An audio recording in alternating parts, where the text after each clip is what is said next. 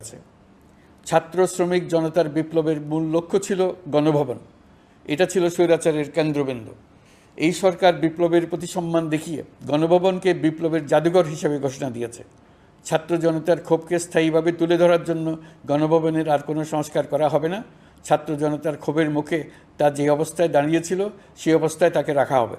যেসব মূল্যবান সামগ্রী জনতা নিয়ে গিয়েছিল সেগুলো অনেক ফেরত দিয়ে গেছেন। যারা নিয়ে গিয়েছেন তারা নিজেরাই ফেরত দিয়ে গেছেন। তাদের আমরা দেশবাসীর পক্ষ থেকে ধন্যবাদ জানাচ্ছি। আরও কিছু জিনিস পাওয়া যায়নি। যারা নিয়ে গেছেন তাদের কাছে আমাদের অনুরোধ থাকবে তারা যেন এইসব সামগ্রী ফেরত দিয়ে যান। আমরা উল্লেখ করব এইসব বিক্ষুব্ধ জনতা নিয়ে গিয়েছিল, কিন্তু বিজয়ের পর তারা আবার জাদুঘরের প্রতি সম্মান দেখিয়ে এগুলো ফেরত দিয়ে গিয়েছেন। আমরা নতুন বাংলাদেশকে একটা পরিবেশ বান্ধব এবং জীববৈচিত্র্যময় দেশ হিসেবে গড়ে তোলার উদ্যোগ নিয়েছি। এটি তরুণদের আকাঙ্ক্ষা, আমাদের সবারই আকাঙ্ক্ষা।